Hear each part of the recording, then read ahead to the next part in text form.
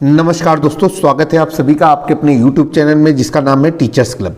दोस्तों, जैसा कि आप सभी लोगों को मालूम है कि इस मंथ 11 तारीख से 13 तारीख के मध्य विभिन्न मंडलों के विभिन्न जिलों में निपुण असेसमेंट परीक्षा का आयोजन किया जाना है। और जैसा कि पिछले बार हम लोगों ने निपुण असेसमेंट परीक्षा करने के बाद सरल ऐप के माध्यम से आंसर की को जांचा था, इसी तरीके से इस बार भी आंसर की को जांचना है। इसके लिए निपुण भारत यूट्यूब चैनल पे एक सेशन का आयोजन किया गया था। उस सेशन के आयोजन के बाद एक पीडीएफ जनरेट की गई है विभाग की तरफ से, जिसमें उन सभी महत्वपूर्ण बिंदुओं को दर्शाया गया है जिनकी हमें आवश्यकता पड़ेगी इस नेट 1 परीक्षा के तहत। तो सबसे पहले तो क्या है, आपको ध्यान रखना है कि इस बार जो निपुण असेसमेंट परीक्षा होनी है, इसमें जो सरल ऐप है उसका एपीके प्रोवाइड कराया जाएगा। मतलब गूगल प्ले स्टोर से आपको निपुण एप्लीकेशन डाउनलोड नहीं करना है।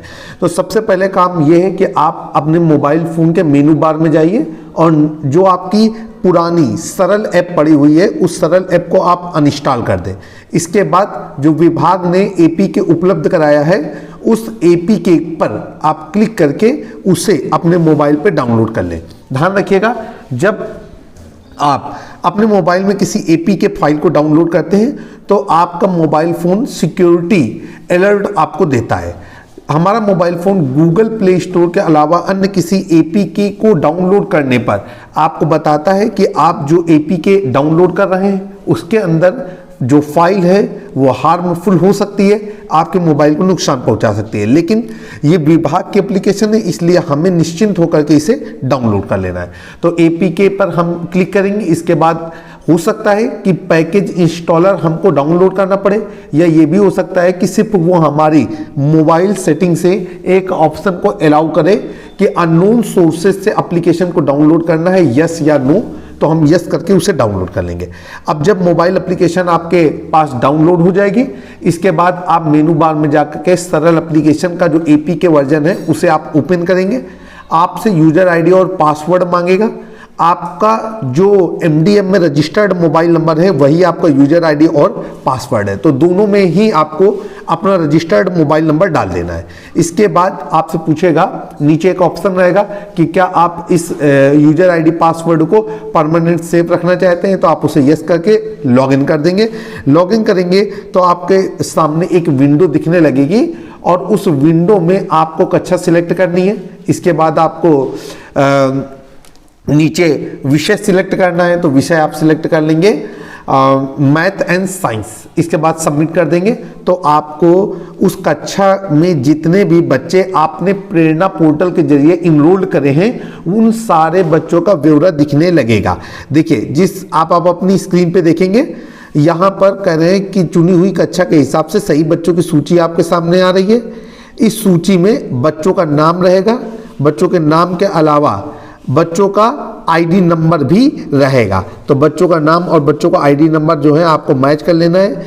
इसके बाद अगर इनमें कोई त्रुटि है तो इसे 8 सितंबर 2023 तक हमें पूरी तरीके से सही कर लेना है। इसके बाद हम लोग आगे चलेंगे। अब यहाँ पर हम लोग प्रश्न पत्र और ओएमआर सीट के विवरण की बात करेंगे। कहा जा रहा है कि कक्षा 1 से कक्षा 3 का जब असेसमेंट करेंगे तो प्रति 5 बच्चों पे एक प्रश्न पत्र रहेगा और एक ओएमआर सीट पर 8 बच्चों का आकलन किया जाना है। कक्षा 4 से कक्षा 8 के बीच में प्रत्येक बच्चे के लिए एक प्रश्न पत्र होगा और प्रत्येक बच्चे के लिए एक ओएमआर सीट रहेगी। तो आप समझ गए होंगे कि एक प्रश्न पत्र 5 बच्चों के बीच में रहेगा और एक ओएमआर सीट पर 8 बच्चों के उत्तर दिए जाएंगे। इसके बाद हम लोग चलेंगे, कह रहे हैं ग्रेड 1 to 3 के लिए, कक्षा 1 से कक्षा 3 के लिए जो चीज़ें हैं उनको ध्यान देना है। 9 बजे से लेकर के 10:30 बजे तक आकलन किया जाएगा। प्रत्येक छात्र का व्यक्तिगत रूप से शिक्षकों को असेसमेंट करना है। सरल एप्लीकेशन पे बच्चों को एब्सेंट या प्रेजेंट दिखाना है। बच्चे के नाम के आगे एक बटन बना हुआ है, उसे ऑन कर देंगे तो वो प्रेजेंट हो जाएगा, ऑफ कर देंगे तो वो एब्सेंट हो जाएगा। शिक्षकों द्वारा सभी बच्चों का स्टूडेंट आईडी ओएमआर सीट पर भरी जानी है। स्टूडेंट आईडी 9 डिजिट की है, इसका आपको ख्याल रखना है। और प्रश्न पत्र पर दिए गए निर्देशों के आधार पर प्रत्येक बच्चे का आकलन ओएमआर सीट पर उत्तर चिन्हित करते हुए करना है। इसके बाद ओएमआर भरने के लिए कुछ महत्वपूर्ण बिंदु दिए गए हैं, उन पर भी चर्चा करेंगे। OMR केवल ब्लैक बॉल पेन से ही भरा जाएगा। प्रश्न पत्र में जितने प्रश्न होंगे उतने ही गोले OMR सीट पर भरेंगे। इसके अतिरिक्त अगर वहां पर गोले दिख रहे हैं तो उन्हें खाली छोड़ दिया जाएगा।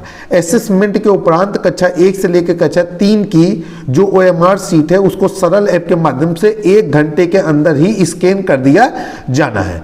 अब कक्षा 4 से कक्षा 8 के लिए देखते हैं। 8:30 बजे 8:50 से लेकर के 10:20 तक आकलन रहेगा।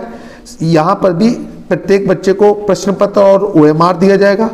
OMR सीट भरने के तरीके के बारे में पहले ही आपको बता दिया गया है ताकि बच्चे OMR गलत तरीके से ना भरें। अभी आपको पता होगा कि 1 और 2 तारीख को एक मॉक टेस्ट का आयोजन किया गया था। वो इसलिए किया गया था ताकि बच्चे सही तरीके से OMR सीट को भर सकें। इसके बाद शिक्षकों द्वारा सभी बच्चों का स्टूडेंट ID भरवाया जाएगा जो 9 डिजिट का रहेगा और प्रश्न पत्र हल करने के लिए 1 घंटे का समय रहेगा।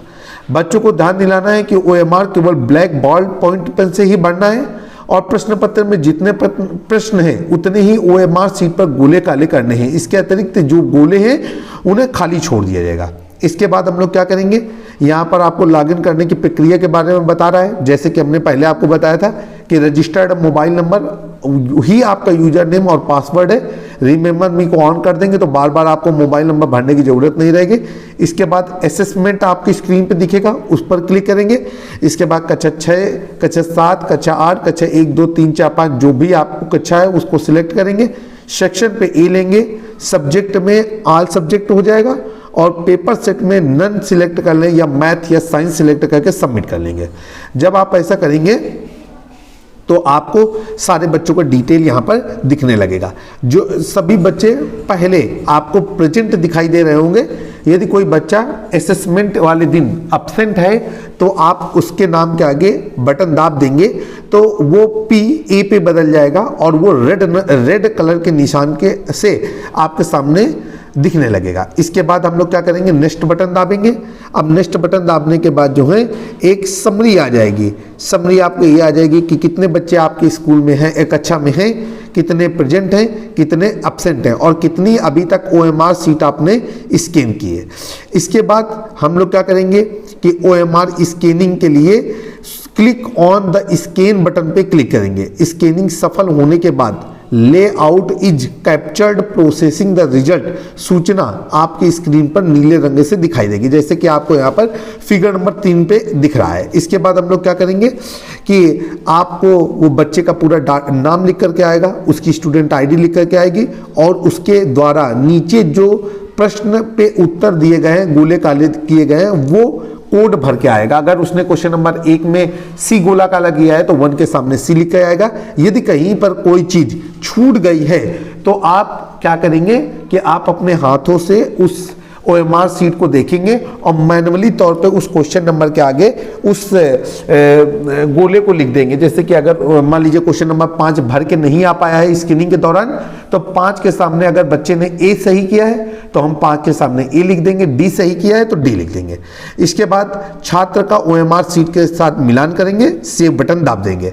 अब जब आप सेव बटन दाबेंगे तब क्या होगा कि आपको स्कैन की हुई क्वांटिटी 1 दिखने लगेगी और इसके बाद आप सक्सेसफुली स्कैन होने के बाद रिव्यू स्कैन बटन से स्कैन किया हुआ डाटा देख सकते हैं। देखिए बच्चे के नाम के आगे रिव्यू स्कैन बटन लिखा हुआ है। अपलोड डाटा संतुष्ट होने के बाद सबमिट ऑल स्कैन पे क्लिक कर देंगे। सभी छात्र छात्राओं की OMR सीट को समान प्रक्रिया के अनुसार आपको स्कैन करना है।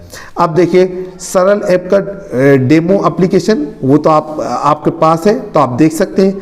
सभी का आकलन करने के उपरांत सरल ऐप के माध्यम से स्कैनिंग करनी है। स्कैन करते समय यदि कोई डाटा गलत है तो उसे स्वयं ठीक कर लेना है। 15 OMR सीट स्कैन करने के उपरांत सारा डाटा सबमिट बटन के माध्यम से सबमिट कर देना। मैं आपसे कहूँगा कि 5-5 करने के बाद आप सबमिट करते रहिएगा। इस तरीके से आपके द्वारा जो भी डाटा जो भी OMR सीट स्कैन की गई है उसका रिकॉर्ड पूरी तरीके से सेव हो जाएगा। 15 करेंगे और अगर किसी तरीके की नेटवर्क एरर हो गई तो आपकी वो 15 क्रिएट कराई की मेहनत खत्म हो सकती है। अब OMR सीट पे क्या करना है क्या नहीं करना, इसके लिए आपको बताया गया है कि किसी भी तरीके के अन्य कलर के पेन या पेंसिल का इस्तेमाल नहीं करना, हमें काले बॉल पेन का इस्तेमाल करना है। इसके बाद आकलन शीट को एक सही स्थिर प्लेटफॉर्म या दफ्ती के ऊपर रख करके ही गोला काला करना है, उसे तोड़ना मोड़ना नहीं है। ऐसा करने पे स्कैनिंग में दिक्कत आ सकती है।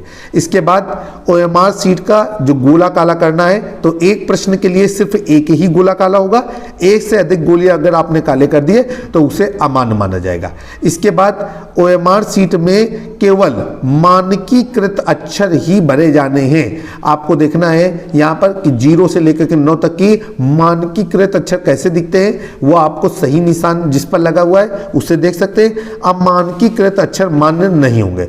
इसके बाद हमको क्या करना है, ओएमआर शीट को किसी भी तरीके से पंक्चर नहीं करना, नुकसान नहीं पहुंचाना, उसका कोई छेद इतना भी काला नहीं करना है कि वो पॉइंट वहां से हट जाए, नहीं उसे तोड़ना मोड़ना है। अगर आप ओएमआर शीट को नुकसान करेंगे, पंचर करेंगे तो आपकी स्कैनिंग अच्छी तरीके से नहीं हो पाएगी। और यहां पर बताया गया है जब भी आप ओएमआर शीट को स्कैन करेंगे आप मोबाइल को लैंडस्केप मोड पे रखेंगे। वर्टिकल मोड पे अगर आप रखेंगे तो आपकी स्कैनिंग अच्छी तरीके से नहीं हो पाएगी। इसके बाद आपको स्कैन करने का सही तरीका ये है कि ओएमआर शीट के ऊपर सीधे सीधे मोबाइल रख करके स्कैन करना है। अगर आपने तिरछे मोबाइल से स्कैन किया तो सारी ओएमआर शीट एक साथ स्कैन नहीं हो पाएगी और जितने भी प्रश्न आए होंगे उनमें से कुछ ही प्रश्न आपको स्कैनिंग में भरे हुए प्राप्त होंगे। इसके बाद आप देख रहे हैं कि जब आप स्कैनिंग करें तो आप ओएमआर शीट पर पूर्ण रूप से प्रकाश आना चाहिए।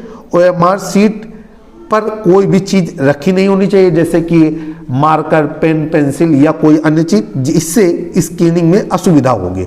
इसके बाद चारों कोने काले गोल जो ओएमआर शीट है उसके चारों कोनों पर काले 4 बिंदु बने हुए हैं, वो काले 4 बिंदु दिखाई देने चाहिए। इसके बाद एक समय पे आपको एक ही ओएमआर शीट रख करके स्कैन करनी है। अगर आप एक से अधिक ओएमआर शीट स्कैन करेंगे तो नीचे रखेंगे तो इससे क्या होगा कि अन्य बच्चे के गोले भी स्कैन की जा रही ओएमआर शीट के साथ मर्ज हो सकते हैं। इससे आपके द्वारा स्कैन की गई ओएमआर शीट सही तरीके से चेक नहीं हो सकेगी। स्कैनिंग अच्छी रोशनी वाले कमरे में ही करनी है। ये महत्वपूर्ण बिंदु थे जो अभी नेट असेसमेंट एग्जामिनेशन, निपुण असेसमेंट एग्जामिनेशन के थ्रू के जरिए के लिए आपको ध्यान में रखने हैं। जल्द ही एक नए वीडियो में मुलाकात होगी। अगर किसी तरीके का कोई प्रश्न है तो आप हमारे कमेंट बॉक्स पे कमेंट करके पूछ सकते हैं और अधिक जानकारी के लिए आप निपुण भारत यूट्यूब चैनल के माध्यम से भी जो विभाग ने आपका ट्यूटोरियल वीडियो बनाया था उसे भी आप देख सकते हैं। जल्द ही एक नए वीडियो में मुलाकात होगी। इसी तरीके की शिक्षण योजनाओं, शिक्षक डायरी और टीचर हित के तमाम वीडियो को देखने के लिए जुड़े रहें हमारे साथ। जय हिंद, जय भारत, वंदे मातरम।